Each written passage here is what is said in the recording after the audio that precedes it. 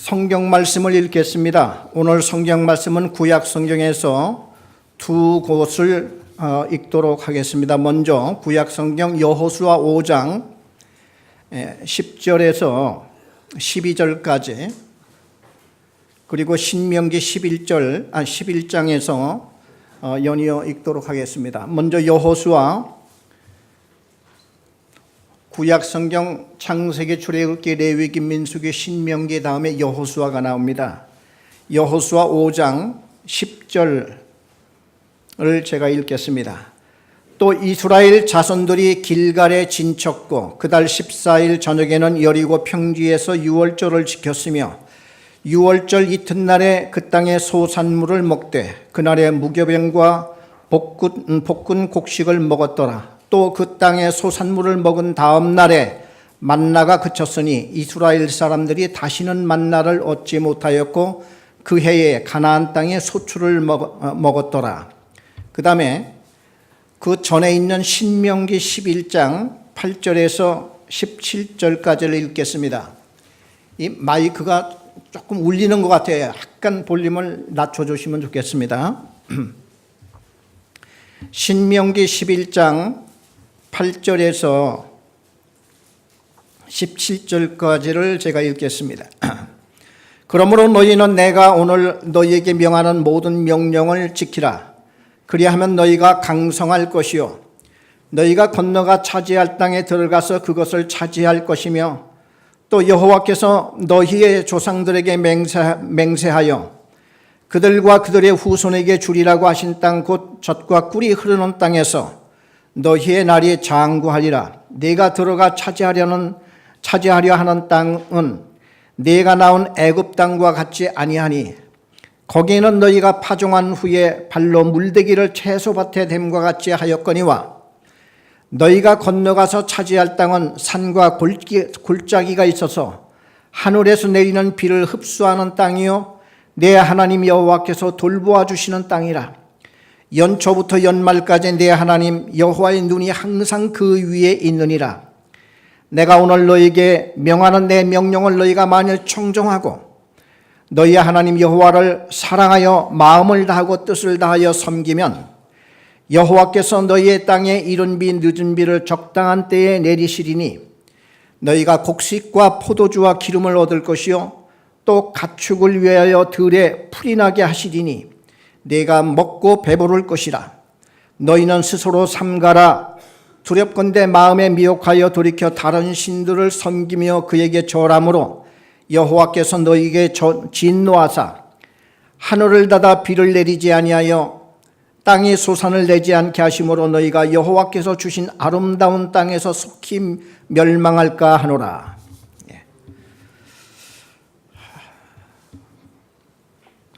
오늘 이 말씀에서 하나님은 과연 옛날 성경 말씀, 구약 성경에는 이렇게 하나님께서 분명히 이스라엘 백성들에게 하나님의 말씀을 잘 청종하고 순종하고 잘 지켜 신앙생활을 잘 하게 되면은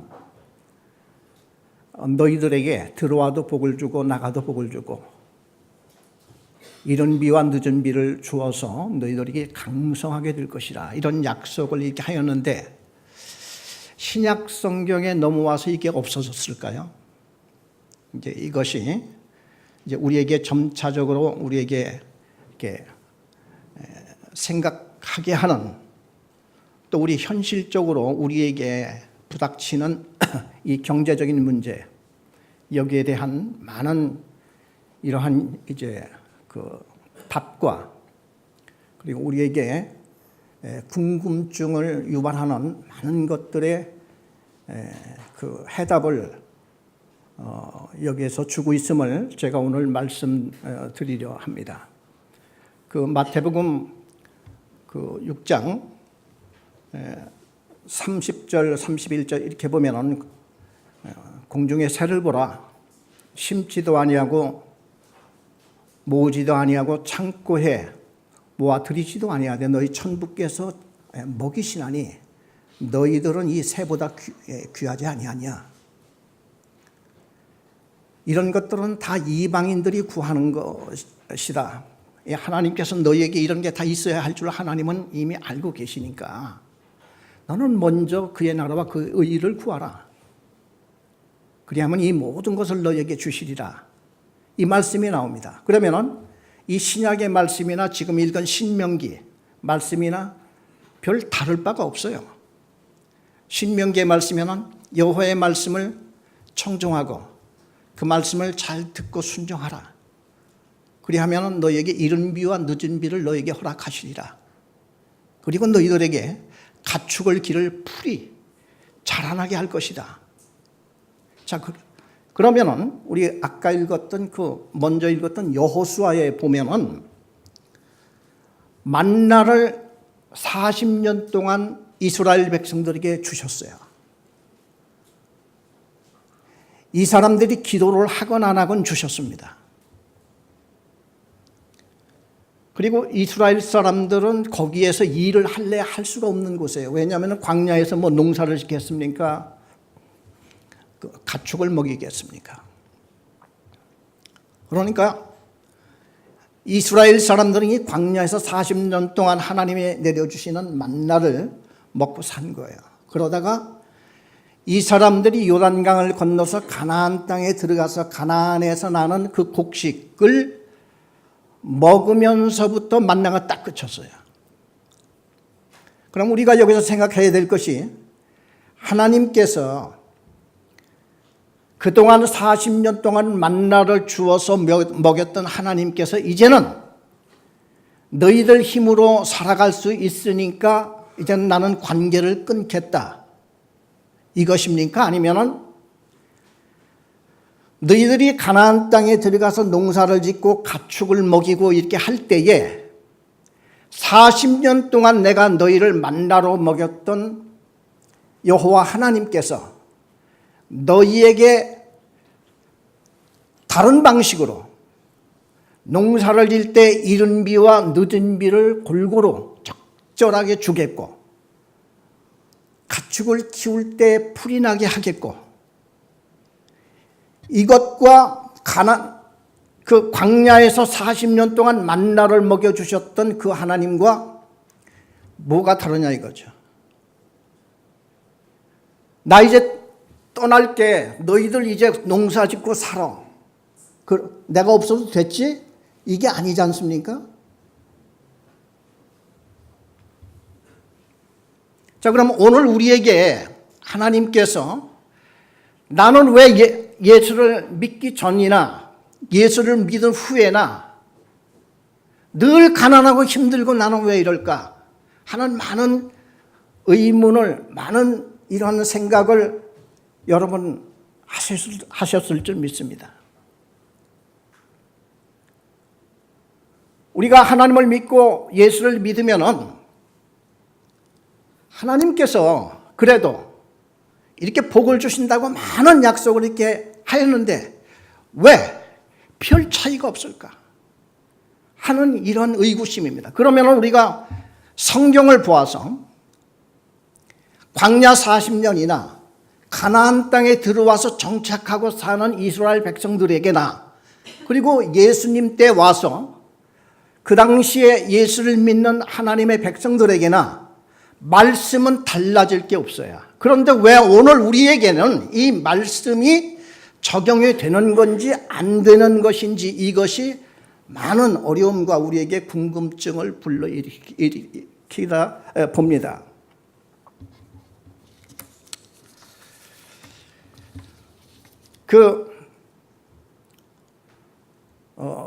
구약 성경과 신약 성경이 약간 다른 점이 뭐냐면요. 구약 성경에는 이 땅에 사는 하나님의 백성들이 이 땅 위에서 하나님의 복을 받고 못 받고 살아가는 그 샘플들이 가득 차 있어요. 그런데 신약 성경에 오면은 예수님께서 천국 복음을 전파하고 그리고 예수님께서 이제는 이 너희들이 내가 천국 복음을 전한 것과 같이 내가 너희를 보내노니 너희가 예루살렘과 유대와 사마리와 땅끝까지 이르는 내 복음을 전하라. 이 말씀이 주요 핵심 말씀이다 보니까 신약성경 전체가 다 선교하고 복음 전하고 하는 말씀으로 가득 차 있습니다. 그러니까 이 땅 위에서 살아가는 어떤 샘플이나 이것이 서로 좀 차이가 있어요. 그러나 우리가 예수를 믿고 이 땅 위에 산다 할지라도 하루에 밥 3끼를 먹어야지 되고 구약 때 살았던 그 사람들과 별 차이 없이 우리도 똑같이 살아가야 되는 입장은 똑같습니다. 그런 면에서 우리가 하나님의 말씀을 전하고 복음을 전하고 하는 건 신약 성경에서 물론 우리는 있는 그 바와 같이 우리에게 주신 그 지침과 삶의 방침, 이것이 우리 신약 성경에서 우리의 신앙생활의 본을 우리는 받아야지 되고 따라가야 하겠지만은 하나님을 믿는, 예수를 믿는 하나님의 백성들이 이 땅 위에 살아가면서 경제적인 문제와 실질적인 삶의 문제에서 그러한 모든 샘플과 본은 구약 성경에서 찾아보는 게 좋습니다.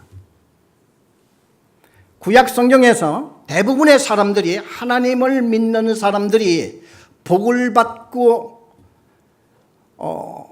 높은 권세를 얻고 큰 일을 하는 이런 사람들이 정반대의 사람보다 훨씬 많습니다. 아브라함도 이삭도 야곱도 요셉도 모세도 다윗도 솔로몬도 수많은 사람들이 처음에는 미약하나 나중에는 강성하리라 하는 이런 말씀과 같이 큰 일을 하는 이러한 사람들의 예가 구약 성경에 가득 차 있어요. 그래서 오늘 다윗 왕을 예를 들어서 하나님이 다윗 왕을 어떻게 이끌어가고 축복을 하였나, 다윗이 축복 못 받았다고 할 수는 없죠. 그렇죠? 다윗은 원래 일개 이름 없는 목동이었습니다. 이랬던 사람이 어떻게 해서 하나님을 믿고 여호와 하나님을 나의 목자로 삼고 나아갈 때에 하나님께서 다윗을 이스라엘의 가장 위대한 왕으로 이끌어 주셨고 끝까지 그와 함께 동행을 하였나 하는 이것은 우리에게 아주 대단히 중요한 이러한 본이 되고 샘플이 됩니다.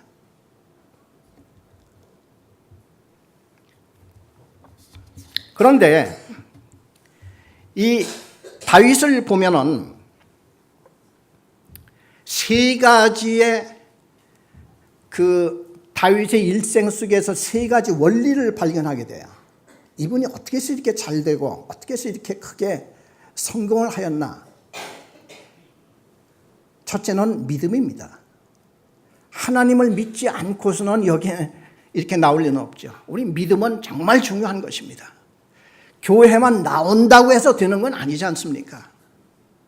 내가 얼마나 나의 여호와 하나님, 또 예수 그리스도가 십자가 못 박혀 죽으심을 나와 어떤 관계, 어떤 의미가 있는가 하는 것은 분명하게 내가 깨닫고 그것이 내 삶의 원리가 되고 내 구원의 바탕이 되어야 한다고 하는 것은 기본적으로 우리는 갖춰야 되지 않겠습니까? 이게 믿는 자가 아니겠습니까?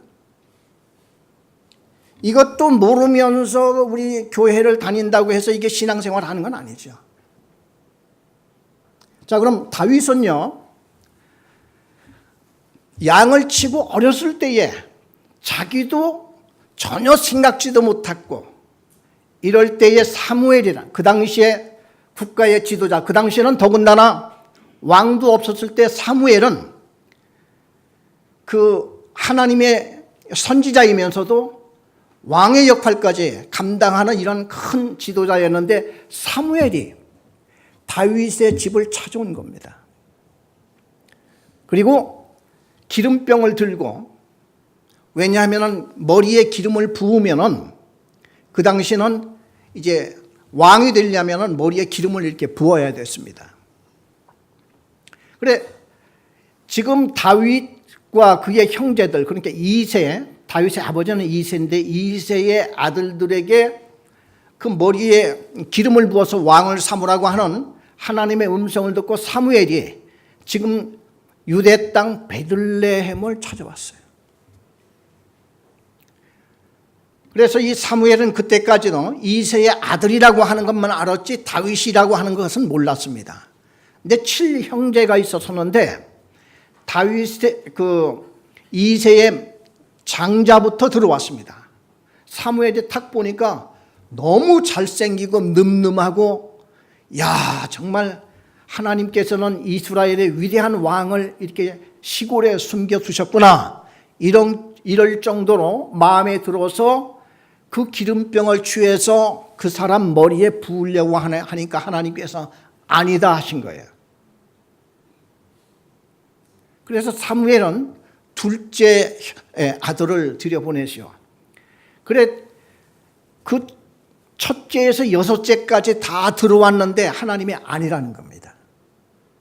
그래, 아들이 더 없느냐 하니까, 막내가 있는데 저 들에서 지금 걔는 아직 조그만 애라서 형들이 여기 집에 들어오다 보니까 걔한테 양을 맡겨서 지금 양을 치고 있습니다. 걔는 아주 어린애입니다. 그러니까 뒤로 오라는 거야. 그래, 다윗은 양을 치다가 코 흘리면서 그냥 땀을 흘리면서 이렇게 하고 영문도 모르고 끌려왔어요.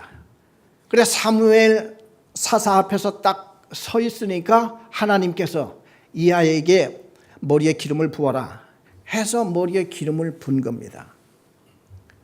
다윗은 그날로부터 왕이 되었을까요? 우리는 여기서부터 잘 봐야 됩니다. 우리가 하나님을 믿고 하나님의 축복을 약속받았다고 해서 바로 금방 축복을 받고 잘 살게 되느냐 하는 문제입니다. 예를 들어서 하나님께서 이스라엘 백성들에게 가나안 땅 광야에서 40년 동안 만나를 먹여주셨는데 가나안 땅에 들어가서도 광야에서도 40년 동안 우리가 기도를 했건 안 했건 일을 했건 안 했건 하나님이 주셨는데 여기에서도 안 그러실까 해서 농사도 안 짓고 양도 안 치고 가나안 땅에 들어가서 그냥 놀고 먹었다고 그러면 하나님께서 복을 주셨을까요? 우리는 지금부터 잘 하나님이 어떤 방식으로 복을 주시는가 하는 변형된 그 스텝 바이 스텝 이런 면이 있다고 하는 것을 잘 들어봐야 됩니다. 광야에서는 이들이 일을 할래 할 수가 없었어요. 왜? 돌밭에 풀 한 포기도 자라지 못하는 이러한 그 메마른 땅에 이들이 할 수 있는 게 뭐가 있겠습니까? 그런데 가나안 땅은 그렇지 않았어요. 정착해서 살아 가려고 하면 집도 지어야지 되고 땀 흘려 농사도 열심히 짓지 않으면 안 되는 거고 또 양도 열심히 치지 않으면 안 되는 이러한, 그러니까 이 광야 생활하고는 격이 다른 거예요. 우리 하나님을 믿고 예수를 믿었다고 하면 자동으로 잘 사는 건 아니지 않습니까?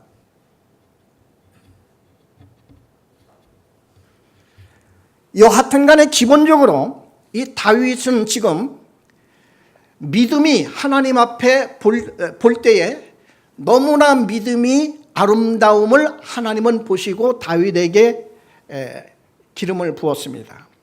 두 번째, 다윗에게는 전문성이 있었어요. 다윗은 전문성을 갖추었습니다. 공부를 많이 하고 하는 게 아니라 실용적인, 자기가 꼭 갖추어야 할, 양을 키울 때 짐승들이 양을 자꾸 물어가는 겁니다. 삭군 목자라고 하는 게 나오죠. 이 삭군 목자는 제양이 안 해요.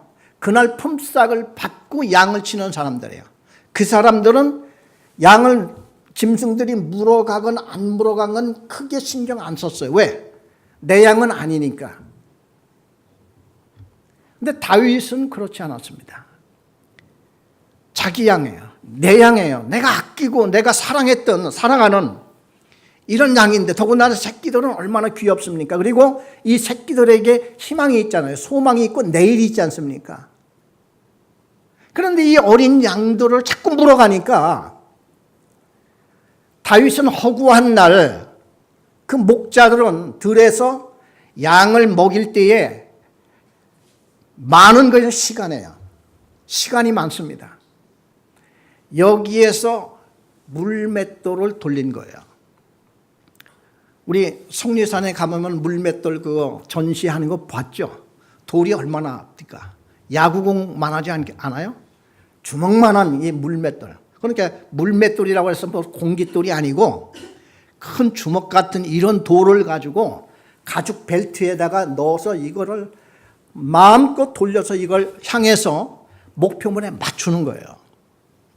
그러니까 이게 얼마나 큰 무기가 될 수 있습니까? 근데 다윗이 곰과 사자를 이겼다고 그래요. 우리 성경을 잠시 한번 보도록 하겠습니다. 사무엘상 17장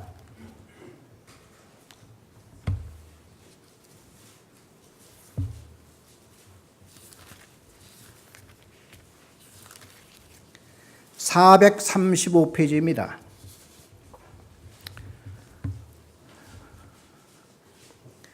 사무엘상 17장 37절이 됩니다.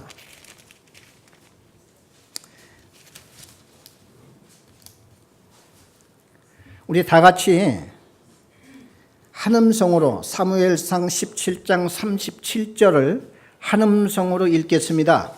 또 다윗이 이르되 여호와께서 나를 사자의 발톱과 곰의 발톱에서 건져내셨은즉 나를 이 블레셋 사람의 손에서도 건져내시리이다. 사울이 다윗에게 이르되 가라, 여호와께서 너와 함께 계시기를 원하노라. 다윗은 말해요, 사실상 세상 말로 출세를 한 것이 물맷돌 때문에 출세한 사람이에요. 우리가 원래 하나님을 믿고 믿음이 있는 사람이었지만은 다윗은 사실상 믿음만 가지고 출세했다고만은 볼 수가 없었어요. 다윗은 그 당시에 이 물맷돌을 돌려서 곰과 사자를 이겼다고 하는 것은 맨손으로 곰과 사자와 붙어서 이길 사람이 있을까요? 이건 불가능이죠. 말이 안 되죠. 저는 어렸을 때 다윗이 믿음이 좋아서 막 붙어가지고 사자와 곰을 죽였다는 걸로만 생각을 했었어요. 그런데 여기서 보면은 골리앗을 볼 때에 다윗이 그러지 않습니까? 제가 곰과 사자를 죽였습니다. 뭘로? 여기서는 안 나오죠. 그러나 물맷돌이었어요. 골리앗을 무엇으로 죽입니까? 물맷돌로 죽이잖아요. 다윗이 골리앗을 딱 보았을 때 할만한 거예요. 등치만 크면 뭐합니까?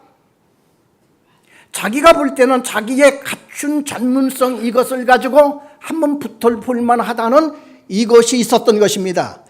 느헤미야가 성벽을 쌓을 때에 두 가지 무기를 가지고 항상 그분은 이 일을 추진해 나갔습니다. 먼저 기도와 그 다음에 계획입니다. 아무런 계획이 없이 기도를 나간다고 하는 것은 메아리 치는 허공만 치는 기도예요. 우리 보통 기도를 할 때 대부분의 기도는 기도로 끝나는 수가 얼마나 많이 있습니까?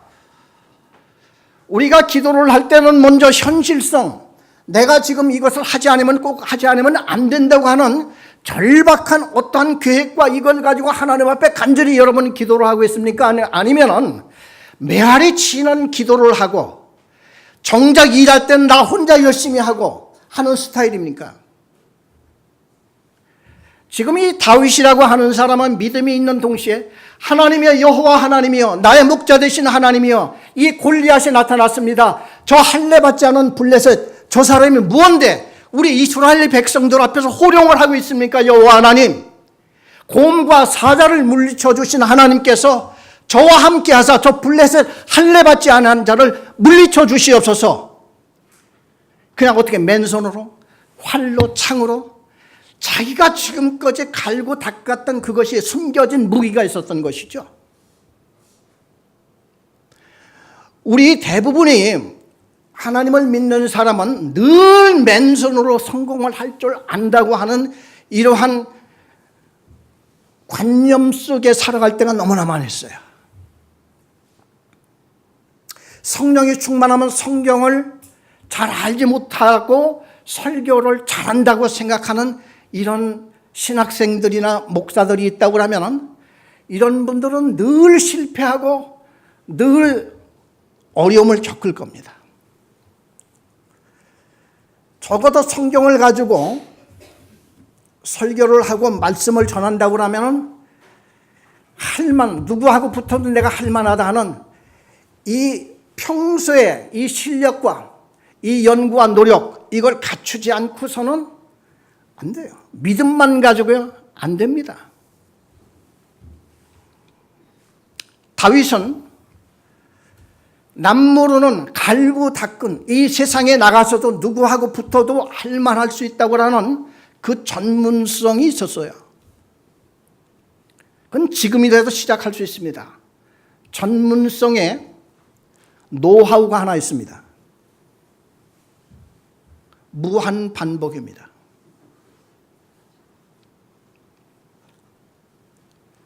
군대에서 한 가지 그 강성대국, 큰 나라, 강력한 군사력을 자랑하는 세계 최강의 그 군대들을 한번 보십시오.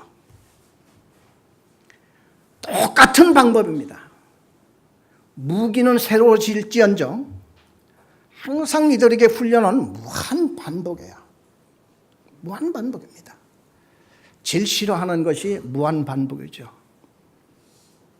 우리 학생들도 무한 반복을 잘하는 학생이야말로 결국은 승리하지 않습니까? 다윗이 왜 전문성을 갖췄을까요? 왜 물맷돌에 자신력이 있었을까요? 무한 반복이었어요.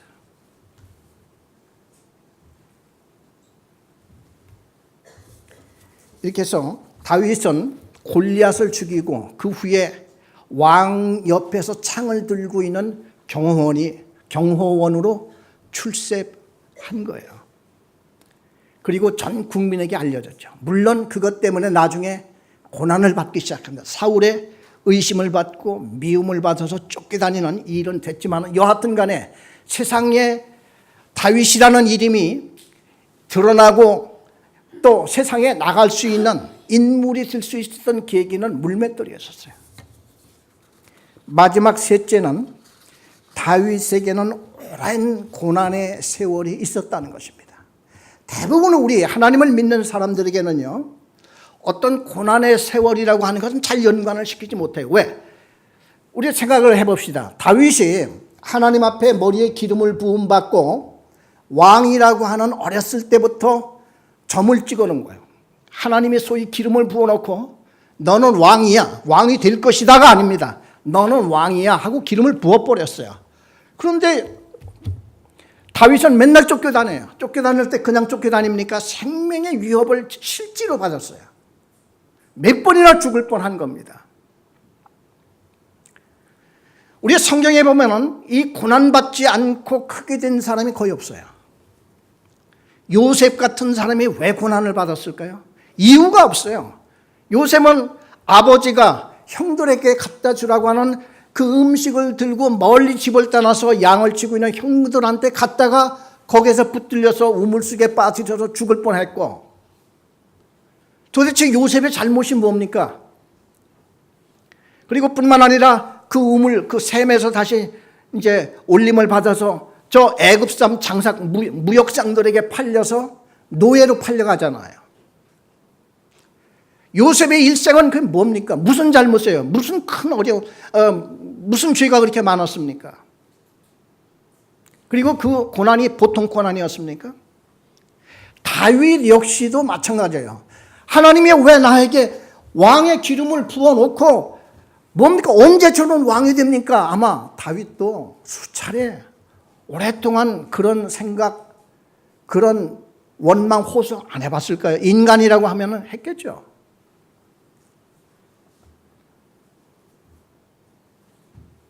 그런데 다윗이 오랫동안 쫓겨다니다가 어느 날부터 다윗에게 사람이 붙습니다. 왜냐하면 우선 다윗의 가족들, 그 사울 왕한테 미움을 받아서 다윗의 가족들이 제대로 살지를 못해요. 위협과 위험을 느낀 다윗의 부모, 형제, 자매들이 모두 다 다윗이 숨어 다니고 피해 다니는 그 광야 숲속으로 다윗을 찾아왔어요. 함께 살겠다고. 다윗은 대책이 있습니까? 얼마나 어려웠겠어요. 근데 나중에 얼마나 찾아왔는지 아십니까? 400명이나 찾아왔어요. 가만히 생각을 해보십시오. 다윗의 고난은 앞으로 큰 일을 할 왕의 훈련을 하나님이 시키고 있는 거예요. 그렇지 않습니까? 그 고난이 어떤 사람은 길고 어떤 사람은 짧을 수가 있어요. 우리는 대부분이 하나님을 믿고 우리가 예수를 믿게 되면은 그날로부터 뭐가만 계속적으로 잘 될 거라고 하는 이런 막연한 기대를 얼마나 우리는 많이 갖게 됩니까? 마치 우리 공부하는 학생이 내일은 시험인데도 그날 밤에 그냥 푹 자고 그게 믿음 좋은 거라고 생각할 수가 있어요. 그렇습니까? 지금 다윗은요, 오랜 기간 동안에 하나님께서 사실 알고 보면 그의 리더십을 기르고 있어요. 앞으로 왕이 될 만한 기질과 왕이 될 만한 그 모든 기초로부터 시작을 해서 그 모든 훈련을 어디에서 다 시켰느냐? 광야 숲속을 쫓겨다니며 토굴 속에 숨어 다니며 목숨이 경각에 달리고 황당한 막 순간에 닥쳤을 때에 뿐만이 아닙니다. 자기를 죽이겠다는 원수 사울이 자기가 숨어 있는 굴 속에 들어가지고 변을 보는 거예요. 이때 옆에 있던 전령 따라다니는 청년 하나가 왕이시여, 하나님의 기회에 왔습니다. 하나님이 이 원수를 우리에게 목을 바치라고, 목을 떼라고 우리한테 찾아왔습니다. 한 칼에 제가 죽이겠습니다. 이렇게 얘기를 하지 않습니까? 근데 다윗이 믿음이 좋았던 것은요, 그러한 절박한 상황 속에서도, 그런 좋은 기회 속에서도 판단이 흐려지지 않았어요. 대부분이 판단 흐려지는 것은 하나님을 멀리 떠나 있는 사람은 세상 판단으로 하게 되고, 하나님을 가까이 있는 사람은 하나님의 판단이 유효합니다. 굴속에 찾아다니고 기도를 하면서 이 다윗에게는 사울은 어디까지나 왕으로 기름 부음을 받은 하나님의 택한 사람이었었어요. 이스라엘의 어른이었습니다. 아무리 자기를 잡으러 다닌다 할지라도 자기가 사울 왕을 목숨을 취할 그러한 힘과 능력까지 하나님께서 주시지 않았다고 하는 것을 다윗은 알고 있었던 거예요. 자, 오늘 우리가 신앙생활하면서 하나님은 이모저모를 우리에게 보고 계십니다. 나의 판단과 나의 생각, 네가 앞으로 이 축복을 줄 때에 그만한 감당할 만한 이러한 그릇과 여건이 되겠느냐 하는 것들을 보시면서 우리를 이끌어 가세요. 우리의 훈련과 이것이 길면 길수록, 훈련이 아직 안 되면 자꾸 하나님께서는 더 길어지겠죠. 나중에는 다윗의 가족만 찾아온 게 아니라 빚진 자, 남한테 죄를 짓고 쫓겨다니는 자, 불만 불평이 있는 자 와가지고 400명이나 됐는데, 우리 사무엘상 22장을 한 번 더 보겠습니다.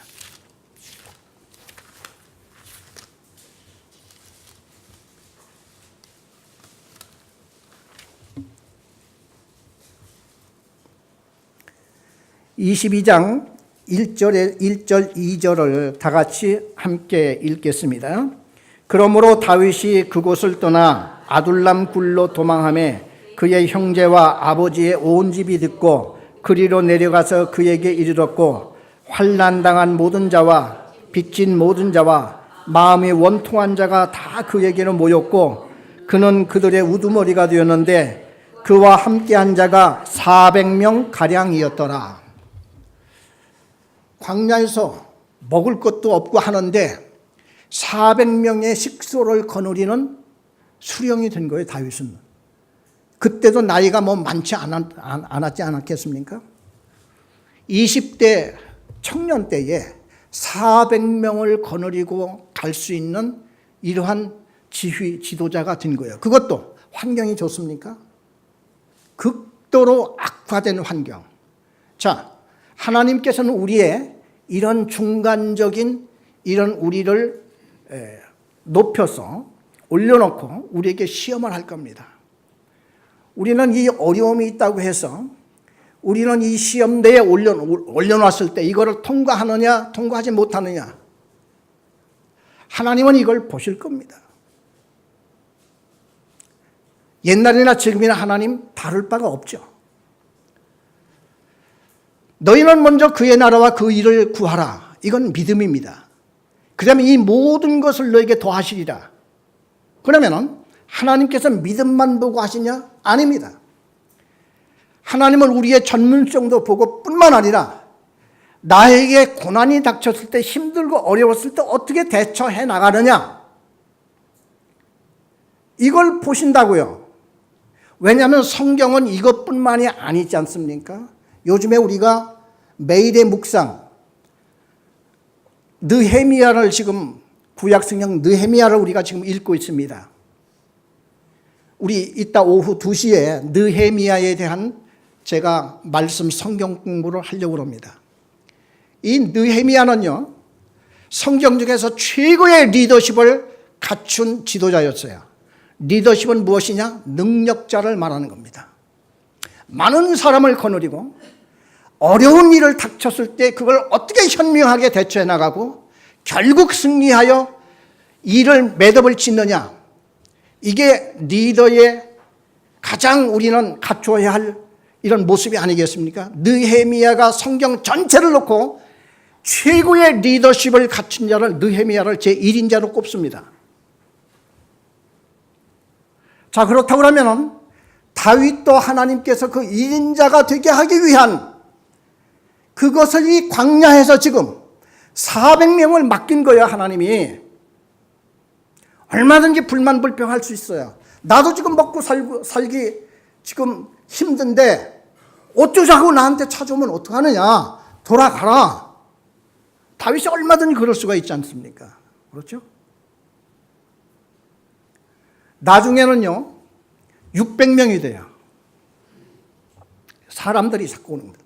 이게 하나님의 단계예요. 하나님이 그 사람을 지금 자꾸 강하게 만들어가는 겁니다. 종교개혁 이후에, 종교개혁 이전에는 우리 참 암흑세대라 해서 캐톨릭 1500년 세대가 놓여있지 않습니까? 이 암흑시대에는 세상 나라들이 판쳤어요. 그러나 종교개혁 일으키고 일어난 후, 그 다음에 이제 이스라엘 나라는 이제는 더 이상 우리의 그림자와 상징이 될 수가 없지요. 이제 우리 교회가 이제는 각 나라에 있는 교회가 하나님의 새 예루살렘이 되었고 새 아브라함의 백성이 되었으니까. 그런데 그때부터 하나님께서 이상하게 한 국가를 정해서 복을 주십니다. 왜? 선교하라는 거예요. 복음 전하라는 거예요. 종교개혁이 일어나고 유럽 일대의 르네상스, 문화혁명이 일어났을 때 이건 세속적인 거예요. 그러나 하나님의 말씀과 이 성경 말씀과 교회와 기도를 갖고 일어난 나라가 있었는데 영국입니다. 그래서 영국은 그때부터 그 르네상스가 아니고 산업혁명이 일어났어요. 온갖 기계들은 영국에서 거의 다 나왔어요. 전기기관차니 무슨 뭐 직물을 만드는 무슨 기계라든지 온갖 것들이 나오고, 영국이 그 당시에 세계를 제패하는데 해가 지지 않는 나라라고 하고 지금까지 영어가 세계 공용어가 된 것은 영국 때문에 그래요. 영국이 왜 그랬습니까? 200년 동안 영국 사람들이 선교를 다 했어요. 중국에 가보면은 영국의 옛날 그 선교사들이 전부 다 영국 사람들이에요. 하나님은 복음을 전하는 한 나라에게 복을 주십니다. 그런데 이상하게 복을 받으면서 수명이 오래가지를 못해. 왜? 그 물질 때문에 선교는 하지만은 한편 물질 때문에 교회가 타락하는 겁니다. 지금 영국은 교회가 어떻게 됐습니까? 완전히 무덤이 되어 있고 이슬람이 판치는 나라가 됐어요. 그 뒤에 일어난 나라가 미국이었어요. 미국 선교타 때문에 우리 한국이 복음화가 된 거예요. 미국 사람들에 의해 가지고 세계 복음이 쭉 나가다가 그 바통이 한국으로 왔어요. 한국이 여러분 왜 이렇게 잘 사는지 아십니까? 이유가 없잖아요. 한국이 잘 살아야 할 이유가 없잖아요. 뭐 나라가 큽니까? 지하 자원이 많습니까? 땅이 큽니까? 인구가 많습니까? 하나님은요, 저는 이게 미국에 있었을 때에 한국이 그 한 10년 단위로 이렇게 그것을 한눈에 볼 수 있었던 게 뭐냐면은 드라마 있죠, 드라마. 그 10년, 20년 전에는요, 미국의 교포들이 한인 가게에 가서 비데오를 빌려와요, 이렇게. 바켓에다 한 바켓씩 비데오를 빌려다가 그거를 밤새도록 보고 어떤 사람은 막 그냥 주일날 와가지고 헛소리하고 기도하다가 말이에요. 그 왕이 하는 소리를 기도하다가 막 그냥 해가지고 어느 장로님이 막 그게 소문도 나고 그 비데오를 보면은 한국 사람들이 잘 사는 그것이 그 주기마다 인테리어를 보면 알아요. 그 집안을 어떻게 꾸며놓고 사는가. 참 80년대에 보면은 상당히 미국하고 차이가 많았었습니다. 그 인테리어 해놓은 것이요. 모든 것들이 그냥 싸구려 무슨 그런 것 냄새가 났었어요. 90년대에 들어와서 많이 그게 업그레이드 됩니다. 2000년대에 들어와서 수준이 비슷해지더라고요, 미국하고. 지금 현재 2010년대 이후에 한국 인테리어가 미국 인테리어보다 낫더라고요. 이런 거 전부 다 해놓은 것이요. 네, 그렇습니다. 한국이 왜 이렇게 되는지 아십니까? 지금 저 동남아에 가보세요. 한국 목사들이 치는 게 그냥 한국 목사들이에요. 그 중에 참 문제 있는 분들도 많이 있지만 그렇지 않습니다. 그분들이 가서 복음 전하는 거예요. 중국 북경에 한국 선교사들이 1000명이 있어요. 자, 그래서 다음 바톤이 어디냐? 왜? 이 한국이 이렇게 잘 살잖아요? 교회는 타락해 갈 거예요. 여기서 볼 때에 하나님께서는 우리와 왜 함께 하느냐?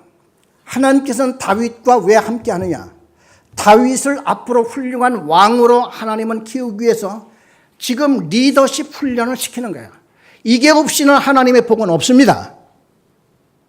다윗만 그러겠어요? 아닙니다. 우리도 다 크고 작은 하나님의 백성이고 하나님이 쓰시고자 하는, 비록 나는 가정의 주부라 할지라도 가정의 훌륭한 엄마, 또 아내, 또 이웃 간에 빛이 될 수 있는 이러한 등등의 모든 것을 봐서 거기에 적절하게 하나님께서는 우리를 훈련시켜 나갈 수밖에 없지 않습니까? 이런 긴 고난과 함께 우리를 이끌어 나가는 거예요. 다윗에게 이끌어 나가셨던 그 하나님께서 우리에게는 제외입니까? 그래, 우리는 너희는 먼저 그의 나라와 그 의를 구하라. 그리하면 이 모든 것을 너에게 더하여 주시리라. 이 원리는 단 한 구절 속에 우리의 일생을 돌아볼 수 있는 원리는 되지만은 사실상은 펼쳐지는 우리 인생에 이걸 대입을 한다고 하는 것은 좀 더 확대해서 구약의 샘플을 갖다 놓고 봐야 됩니다.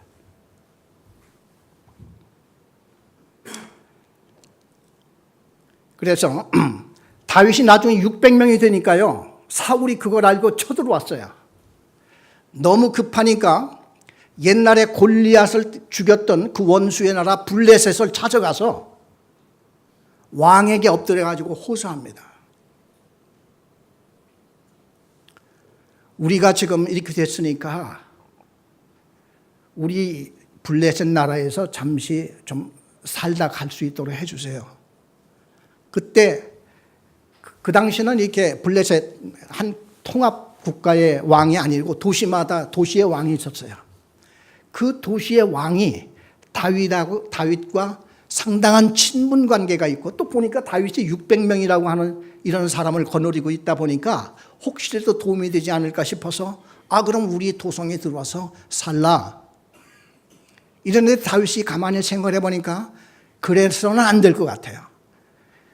우리를 저 못 쓰는 땅을 주십시오. 거기서 우리가 개간을 해서 좋은 땅으로 일구어서 우리가 이렇게 살다가 살 만큼 살다가 우리가 왕이 혹시 필요하면 언제든지 부르십시오. 이렇게 얘기를 해서 시글락이라고 하는 땅에 들어가서 1년 4개월을 삽니다. 다윗이요. 이것은 뭐냐면 우리 말은 쉽지만은 다윗은 죽을 고생을 다 한 거예요. 그 원수의 나라 가서 읍소를 한다고 하는 것은 이거는 참 보통 용기와 보통 이게 굴욕이 아닙니다. 우리 사무엘상 27장 우리 한 절만 더 읽고 마치겠습니다. 사무엘상 27장 5절 7절입니다. 456페이지 사무엘상 27장 5절에서 7절까지를 다 같이 한 음성으로 읽겠습니다. 다윗이 아기스에게 이르되 바라건대 내가 당신께 은혜를 입었다면 지방 성읍 가운데 한 곳을 내게 주어 내가 살게 하소서. 당신의 종이 어찌 당신과 함께 왕도에 살리까 하니 아기스가 그날에 시글락을 그에게 주었으므로 시글락이 오늘까지 유다 왕에게 속하니라. 다윗이 블레셋 사람들의 지방에 산 날수는 1년 4개월이었더라. 다윗이 이렇게 사울에게 쫓겨다니면서 이 600명들을 다 돌려보내지 아니고 끝까지 책임지고 이렇게 살아나갈 수 있는 리더십 훈련을 하나님께서 기르신 것입니다. 자, 그래서 오늘 우리는 예수를 믿었다고 해서 내가 구원을 받았다고 해서 내가 하나님의 백성이 되었다고 해서 그날로부터 우리를 하나님이 그냥 먹여주시고 하늘에서 만나 내려주시듯이 그렇게 주시는 하나님이 아니라 우리가 하는 일을 통해서 또 우리 주변에 있는 사람들과 더불어 살아가는 과정에서 하나님이 우리를 어떻게 인도하시는가 하는 것을 지금부터는 다시 한번 잘 보면서 느헤미야와 같이 하나님 앞에 기도와 또 많은 생각과 연구와 노력을 겸해 나갈 수 있는 하나님의 귀한 하나님의 사랑받고 쓰임받는 여러분들이 꼭 되시기를 위해서 제가 오늘 이 말씀을 드렸습니다. 기도하겠습니다.